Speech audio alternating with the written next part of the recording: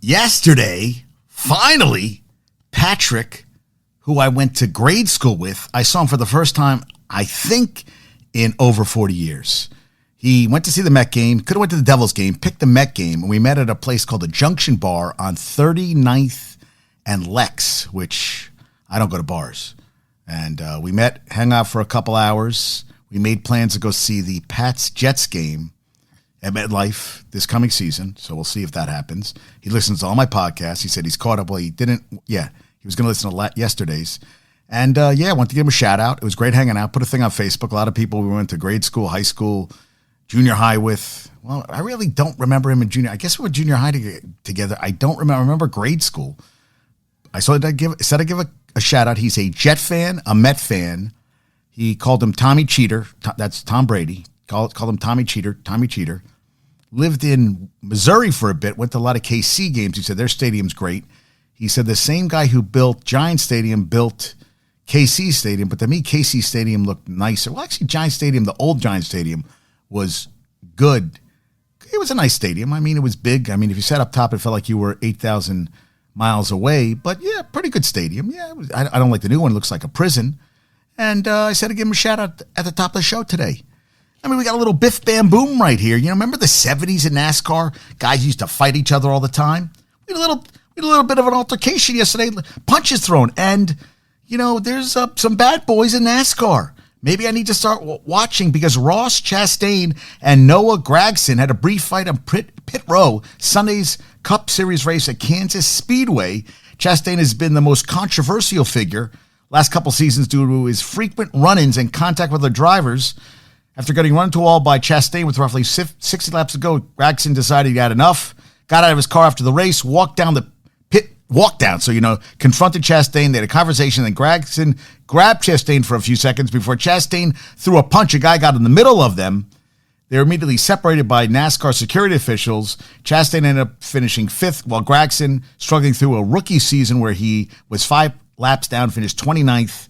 It was a high-contact race. There was 11 cautions, track record 37 lead changes, what they like, last of which came in the final lap of the race, which eventual winner Denny Hamlin made contact with Kyle Larson to get the top spot.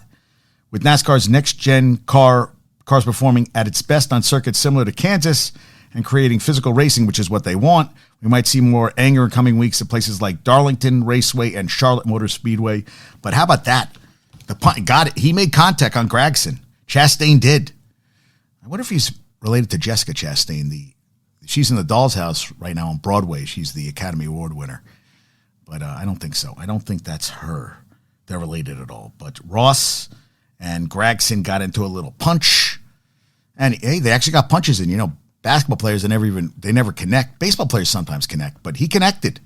Gragson was pissed off, and he took advantage of that situation. I saw Carol today. First time we worked out in person since the pandemic. We're talking over 3 years. It was great. Sending my love to her and Carol.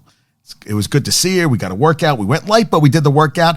And then I found out Fallon, my client, she fractured her pinky playing basketball yesterday. Her hand's in a sling and everything. And I was like, damn. So she said she wants to work out the pain, but I'm going to tell her no pain, no gain. We got to keep working out. That's what you got to do. Worked out this morning. Walked over. I mean, today was a day. JD did a lot of exercise and walking today. We are over 26,000 steps, almost 27. Yeah. And you know, now I don't know if this is 100% accurate, but, you know, over 1,900 calories, over 4 hours of moving, over 12 miles. Yeah, today we got moving today. We got it done today. And I have my challenge on my Apple Watch, which is I have to do 19 5-minute runs, which is the dumbest thing in the world. So last night I was running around. You know, we ate pizza, which destroyed me, and I thought it was 2 minutes. So I did a bunch of 2-minute runs, and I checked afterwards. I was like, God damn it, it was 5 minutes, not 2 minutes. And it just was like, God damn, how did I screw that up? But yeah, it was great seeing Patrick yesterday. Great seeing Carol today. Saw Linda today. Linda's going to go down to Florida, see her mom. Mother's Day this weekend. I'm going to see my parents. And we're going to go to Don Pepe's for my birthday. Yeah. Don Pepe, 4 people on my birthday. Make reservations. So now I talked to my parents and they said, they're in. They're in. They said, it's easy. It's right down the hill. I said, yeah, get her done. Let's get it going. I'm pumped. I'm excited. Very excited. Yeah. And Derek Jeter had a boy. After 3 girls, he finally has a boy. Will he play for the Yankees? Shared an image of the name Caius Green Jeter, 5'5", 23. Jeter's 48. Hannah, his wife, is 33. 4 children. They didn't waste any time. 4 kids. I guess he wanted a lot of kids. Now he got the boy. So congrats on that one. Best of luck going forward. Derek Jeter has a boy. Tonight's game, basketball, we got Knicks at Heat. Game 4. It's a must win. Also, Golden State must win it at the Lakers. Emmanuel quickly had the misfortune of Bam Adebayo falling onto his ankle. Game 3. Doubtful for tonight. They asked Tibbs if Fournier or Rose could get a run. He said everything's on the table. They can't hit threes. Can't deal with the physical Heat players. RJ Barrett doesn't scare anyone, so they gave him a lot of space.